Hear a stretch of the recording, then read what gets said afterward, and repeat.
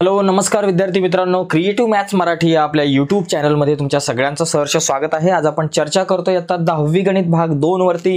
गणित भाग 2 मधलं दुसरं प्रकरण पायथागोरसचं प्रमेय यामधला संकीर्ण प्रश्न संग्रह 2 आपण बघतोय। त्यामधली ही पहिली व्हिडिओ आहे ज्याच्यामध्ये आपण सगळे बहुपर्यायी प्रश्न बघण्याचा प्रयत्न करणार आहोत। ओके, तर जाऊयात पुढे जाण्याच्या अगोदर एक महत्त्वाची गोष्ट आहे, या प्रकरणाशी रिलेटेड सराव संच जे आहेत त्याच्या व्हिडिओ ज्या लिंक आहेत या व्हिडिओच्या खाली डिस्क्रिप्शन मध्ये मी दिलेले आहेत। तर सराव संच 2.1 आणि 2.2 बघायचे असतील तर या व्हिडिओच्या खाली डिस्क्रिप्शन मध्ये मी लिंक दिलेले आहे, त्या लिंकवर क्लिक करून तुम्ही ते सराव संच बघू शकता। ठीक आहे, तर जाऊयात मित्रांनो पुढे। या ठिकाणी बघा, पहिला जो प्रश्न आपल्याला स्क्रीनवरती दिसतोय तुम्हाला की खालील बहुपर्यायी प्रश्नांच्या दिलेल्या उत्तरांपैकी अचूक पर्याय निवडा। आपल्याला इथं अचूक पर्याय निवडायचे आहेत, जे बरोबर आहेत ते निवडायचे आहेत। बघा, खालीलपैकी कोणते पायथागोरसचे त्रिकूट आहे।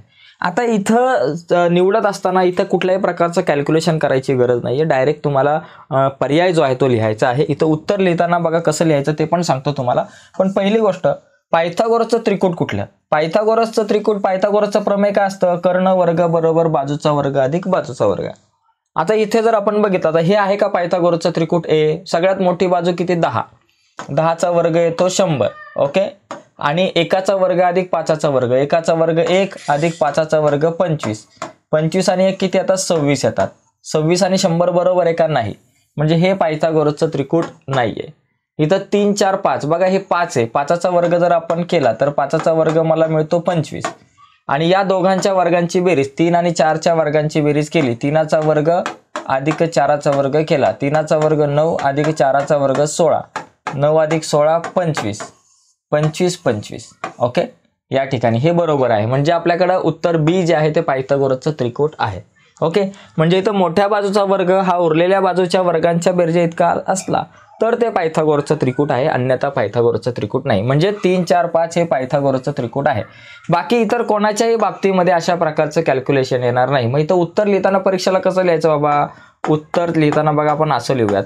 समजा प्रश्न पहिला जो आहे त्या पहिल्याचं बघा, पहिल्यातला जो पहिला प्रश्न आहे त्याचं उत्तर काय बाबा? बी, ऑप्शन बी बरोबर आहे, आणि इथं 3 4 5 अशा स्वरूपामध्ये आपल्याला उत्तर लिहावं लागणार आहे। ठीक आहे, आता आपण पुढे जाऊयात। पुढचा एक प्रश्न आपण बघू। याच्यामध्ये जवळपास 8 प्रश्न आहेत, तर जास्तीत जास्त प्रश्न आज बघू। 8 पैकी 8 प्रश्न आपण बघूयात बहुपर्यायी। बघा, खालीलपैकी कोणत्या तारखेतील संख्या हे पायथागोरसचं त्रिकूट आहे? सेम प्रश्न बघा, 15 8 17, मोठी संख्या 17, 17चा वर्ग किती? 289। चला आपण बघूयात, 17चा वर्ग बरोबर 289, याला नंबर 1 म्हणा। आता ह्या 15चा वर्ग अधिक 8चा वर्ग करा, 15चा वर्ग अधिक 8चा वर्ग, 15चा वर्ग 225 आणि 8चा वर्ग किती? 64। आता यांची बेरीज करा, 4 आणि 5 9, 6 आणि 2 8, आणि हे 2 289, याला नंबर 2 म्हणा। बघा इथे 289 आलं, 289 आलं, मोठ्या बाजूचा वर्ग इतर दोन बाजूंच्या वर्गांच्या बेरजे इतका आला, म्हणजे हे उत्तर बरोबर आहे। हे पायथागोरसचं त्रिकूट नाहीये, हे पण नाहीये, हे पण नाहीये, तुम्ही चेक करू शकता। उदाहरणार्थ चला आपण सी जर चेक केलं, 17चा वर्ग आपल्याला माहिती आहे 289 येतो।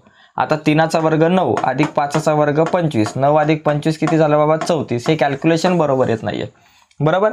तर या ठिकाणी आपलं हे उत्तर बरोबर आहे, ए ऑप्शन जो आहे तो करेक्ट असणार आहे। डायरेक्ट तिसरा आला, दुसरा कुठला होता प्रश्न? एक मिनिट, काहीतरी राहिलं वाटतं आपला एक प्रश्न। बघा, हा प्रश्न राहिला बरं का आपला मधला दुसरा प्रश्न, डायरेक्ट पहिल्यावरून गाडी तिसऱ्यावर गेली। हा दुसरा राहिला बघा, काटकोन त्रिकोणात काटकोन करणाऱ्या बाजूंच्या वर्गांची बेरीज 169 असेल तर त्याच्या कर्णाची लांबी काढा। ऑप्शन 4 आहे, 15 आहे, 13 आहे, 5 आहे का 12 आहे? बघा, काटकोन त्रिकोणात, आता काटकोन त्रिकोण समजा आपण एक बघितला, हा समजा आपण म्हटलं ABC काटकोन त्रिकोण आहे, ABC। ओके, आता याच्यामध्ये काय बाबा? काटकोन करणाऱ्या बाजूंच्या वर्गांची बेरीज, म्हणजे काटकोन करणाऱ्या बाजू काय असतं? ABचा वर्ग अधिक BCचा वर्ग, या दोघांनी मिळून काटकोन झालाय। ओके, यांच्या वर्गांची बेरीज किती दिले? 289, किती दिले बाबा? 169 दिले। तर कर्ण काढा। ओके, कर्ण काढा, कर्ण म्हणजे समजा AC काढा। आता ह्या काटकोन त्रिकोणात पायथागोरसच्या प्रमेयानुसार काय सूत्र होणार? ACचा वर्ग बरोबर AB वर्ग अधिक BCचा वर्ग बरोबर ABचा वर्ग अधिक BCचा वर्ग। ओके, आता AB वर्ग अधिक BC वर्ग किती बाबा? 169 आहे, कारण काटकोन करणाऱ्या बाजू 169 दिले, काटकोन करणाऱ्या बाजूंच्या वर्गांची बेरीज, मग इथं आपण लिहू 169। ACचा वर्ग 169, मग AC किती? 169चं वर्गमूळ किती बाबा? 13। मग इथं आपल्याकडे उत्तर आलं 13, बी ऑप्शन करेक्ट आहे. तर अशा प्रकारे हा प्रश्न आपण सोडू शकतो. पायथागोरसच्या प्रमेयावर आधारित जास्तीत जास्त प्रश्न इथं आपल्याला विचारले गेलेले आहेत. ओके, आता पहिला दुसरा झाला, हा तिसरा पण आता आपण जस्ट बघितला होता. आता आपण चौथ्या प्रश्नाकडे वळूयात. चौथा प्रश्न बघा काय दिलाय, बाजूंच्या लांबी बघा, बाजूच्या लांबी ABC असेल आणि असलेल्या त्रिकोणात जर A वर्ग अधिक B वर्ग बरोबर C वर्ग असेल तर तो त्रिकोण कुठल्या प्रकारचा असेल. बघा म्हणजे एका बाजूचा वर्ग हा दुसऱ्या बाजूंच्या वर्गांच्या बेरजे इतका आहे, तर तो कुठला त्रिकोण असणार. अशा प्रकारे पायथागोरसचं प्रमेय वापरलं जातं आणि ते काटकोन त्रिकोणामध्ये.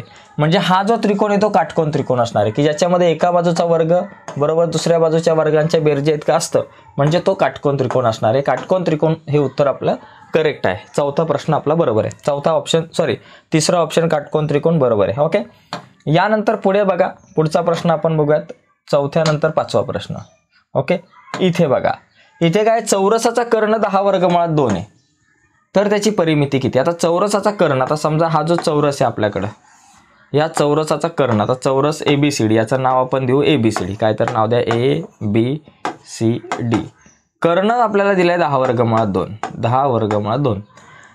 आता चौरसाची बाजू, आता बाजू काढायचं सूत्र, चौरसाची बाजू काढायचं सूत्र आहे आपल्याला, तुम्हाला सांगतो. चौरसाची बाजू काढायचं एक सूत्र लक्षात घ्यायचं, ट्रिक आहे. 1/वर्गमुळात 2 गुणिले कर्ण. चौरसाची बाजू काढायचं सूत्र काय बाबा, 1/वर्गमुळात 2 गुणिले कर्ण, चौरसाची बाजू. मग 1/वर्गमुळात 2 गुणिले कर्ण किती दिलाय बाबा, कर्ण 10 वर्गमुळात 2 आहे. मग इथं 10 वर्गमुळात 2, वर्गमुळात 2 कट झाले, किती आलं 10 सेमी. बाबा सेमी आहे का, यस. चौरसाची बाजू आहे 10 सेमी. ठीक आहे, चौरसाची बाजू 10 सेमी. आता एक बाजू 10 सेमी, तर बाकी सगळ्या बाजू पण किती आल्या, 10 10 10 सेमी. तर आपल्याला विचारलंय की त्या चौरसाची परिमिती किती. परिमिती म्हणजे सगळ्या बाजूंची बेरीज. एक बाजू 10 सेमीचे, मग सगळ्या बाजू 4 बाजूंची बेरीज किती, 10 अधिक 10 20, 20 अधिक 10 30, 30 अधिक 10 40. म्हणजे इथे 40 उत्तर जे आहे ते बरोबर असणार आहे. कारण चौरसाची जी परिमिती आहे, परिमितीचं एक सूत्र पण आहे चौरसाच्या, की बरोबर 4 गुणिले बाजू, 4 गुणिले बाजू. चौरसाच्या परिमितीचं सूत्र 4 गुणिले बाजू. 4 गुणिले बाजू किती, 10, 4 10 40, 40. ओके, 4 10 40 म्हणजे 40 हे आपलं उत्तर करेक्ट आहे. पाचवा प्रश्न एकदम करेक्ट उत्तर. ओके, यानंतर पुढे जाऊयात मित्रांनो. पुढचा प्रश्न बघा, पाचवा नंतर आता 6वा प्रश्न बघा. 6वा प्रश्न पण सोपा आहे, प्रत्येक प्रश्न सोपे आहेत बघा. काटकोन त्रिकोणात कर्णावरील शिरोलंबाचे, कर्णावरील शिरोलंबामुळे, म्हणजे समजा आपल्याकडे हा काटकोन त्रिकोण आहे अशा प्रकारे, ज्याचं नाव समजा ABC आपण म्हणू. याच्यामध्ये कर्णावर एक शिरोलंब टाकलाय, म्हणजे अशा प्रकारे एक लंब टाकलाय. त्या शिरोलंबामुळे कर्णाचे 4 सेमी व 9 सेमी असे 2 भाग होतात. त्याला आपण BD म्हणू. एक 4 सेमीचा होता, एक 9 सेमीचा होता. चला सेंटीमीटर लिहून टाका. असे 2 भाग होतात. तर त्या शिरोलंबाची लांबी म्हणजे या BDची लांबी काढा. आता लक्षात घ्या, अशा प्रकारे जर काटकोन त्रिकोण आणि कर्णावर शिरोलंब असेल तर इथं काय तयार होतं, सूत्र तयार होतं. भूमिती मध्याच्या गुणधर्मानुसार इथं एक सूत्र तयार होतं. काय होतं, BDचा वर्ग, काय होतं बाबा, BDचा वर्ग बरोबर AD, हे जे 2 भाग झाले त्यांचा गुणाकार, AD गुणिले DC. एकदम सोपा विषय. काय बाबा, आपल्याकडं झालं BDचा वर्ग बरोबर AD गुणिले DC. AD किती 4 गुणिले DC किती 9, 9 चौक 36, म्हणजे BDचा वर्ग बरोबर 36. मग BD बरोबर किती, 36चा वर्गमूळ 6, म्हणजे हा जो शिरोलंब आहे तो किती आला, 6 सेमी आला. म्हणजे C ऑप्शन करेक्ट आहे, 6 सेमी. C 6 सेमी हे उत्तर आपलं करेक्ट आहे. तर अशा प्रकारे आपण हे बहुपर्यायी प्रश्न जे आहे ते बघू शकतो. 6 झाले. आता पुढचा प्रश्न बघू. ओके, पण पुढे जाण्याच्या अगोदर एक रिक्वेस्ट आहे, बरीच मुलं व्हिडिओ बघतात पण लाईक खूप कमी आहे मित्रांनो. प्लीज या व्हिडिओला लाईक करा. आपल्या प्रत्येकाचा लाईक जो आहे तो खूप महत्त्वाचा आहे आपल्यासाठी. ठीक आहे, आता बघा, काटकोन त्रिकोणामध्ये काटकोन करणाऱ्या बाजू 24 सेमी व 18 सेमी असतील तर कर्णाची लांबी काढा. एकदम सोपा आहे रे, पायथागोरसचं प्रमेय. ABC काटकोन करणाऱ्या बाजू बाबा एक 18 आहे, एक 24 आहे, तर कर्ण काढा. कर्ण काढा सूत्र वापरा ना बाबा. कर्ण काढा म्हणजे पायथागोरसच्या प्रमेयानुसार ACचा वर्ग बरोबर ABचा वर्ग अधिक BCचा वर्ग सूत्र लिहिलं. ACचा वर्ग बरं ABचा वर्ग, AB किती 24 आहे, 24चा वर्ग अधिक BC किती 18 आहे, 18चा वर्ग. 24चा वर्ग किती 576 अधिक 18चा वर्ग किती बाबा 324. आता यांची बेरीज करा बाबा. 324 अधिक 576, 6 4 10, आजच्याला 1, 7 2 9 आणि 1 10 0, आजच्याला 1, 5 6 7 8 9, 900 किती आला बाबा 900. ACचा वर्ग बरोबर 900, ACचा वर्ग 900, मग AC किती आलं, 900चा वर्गमूळ 30 सेमी. 30 सेमी. अशा प्रकारे 30 उत्तर येईल आपल्याकडे. बी ऑप्शन आपला करेक्ट आहे. झाला. पायथागोरसच प्रमेय आपल्याला वापरायचं आहे. जास्त काय दुसरा एव्हरेस्ट जाऊन काय झेंडा वगैरे लावायचा नाही. एकदम सोपा विषय. बघा पुढे बघा. पुढचा मुद्दा या ठिकाणी आपण समजून घेऊ, बघून घेऊ आता. शेवटचा प्रश्न, 8वा प्रश्न. इथं काय दिले बघा. ए बी, बरं का, त्रिकोण ABC मध्ये समजा आपण अशा प्रकारे त्रिकोण ABC काढला. चला, त्रिकोण ABC मध्ये हा झाला त्रिकोण ABC, A B आणि C. त्याच्यामध्ये AB जो आहे तो 6 वर्गमुळात 3 आहे. AC बरोबर 12, AC बरोबर 12, AB 6 वर्गमुळात 3 आहे बरोबर. BC बरोबर किती 6 आहे. तर कोण A चे माप काढा. आता A चं माप, आता याचं माप काय असणार आहे बरं का. हा काटकोन त्रिकोण आहे. हां, आता याच्यामध्ये बघा लक्षात घ्या की 12 आणि 6. आता ही जी समोरची बाजू आहे ही या A चं कोण, A च्या समोरची बाजू जी 6 आहे. आता ही 6 जी बाजू आहे ती 6 बाजू ह्या 12च्या काय बाबा निम्मी आहे. 12 म्हणजे हा जो कर्ण आहे त्याच्या निम्मी आहे.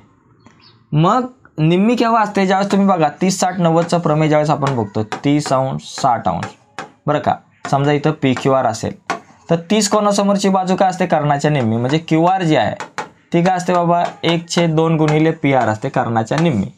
तशीच ही 6 जी आहे ते या कर्णाच्या निम्मी आहे. मग 6 कर्णाच्या निम्मी असेल तर या बाजू समोरचा कोण किती मापाचा असणार, 30 अंश मापाचा असणार. म्हणजे 30 अंश जे आहे ते या ठिकाणी उत्तर बरोबर असणार आहे. ठीक आहे. तर अशा प्रकारे आपण हे बहुपर्यायी प्रश्न समजून घेऊ शकतो. हे बहुपर्यायी प्रश्न समजून घ्या. प्रत्येक प्रकरणामधले बहुपर्यायी प्रश्न महत्त्वाचे, कारण 4 मार्क बहुपर्यायी प्रश्नात आहेत आपल्याला. 4 मार्क इथे 4 पैकी 4 तुम्ही मिळवू शकता. कारण हे सगळे जे बहुपर्यायी प्रश्न आहेत बोर्डाच्या परीक्षेला विचारले जातात ते सगळे तुमच्या या संकीर्ण प्रश्नसंग्रहामधलेच विचारले जातात. त्याच्यामुळे या प्रश्नांचा सराव जो आहे तो आपला चांगला झाला पाहिजे बहुपर्यायी प्रश्नांचा. ओके. तर मला असं वाटतं की आजच्या व्हिडिओमध्ये आपण इथंच थांबूयात. आजच्या व्हिडिओमध्ये आपण हा प्रश्न क्रमांक पहिला जो आहे तो संपूर्ण बघितला, ज्याच्यामध्ये आपण सर्व बहुपर्यायी प्रश्न बघितले 8च्या 8. यानंतरच्या पुढच्या व्हिडिओमध्ये आपण प्रश्न क्रमांक दुसरा जो आहे त्या दुसऱ्या प्रश्नामध्ये सुद्धा बरेचसे 6-7 प्रश्न दिलेले आहेत. ते प्रश्न आपण उद्याच्या आपल्या व्हिडिओमध्ये, उद्याच्या लेक्चरमध्ये बघूयात. ओके.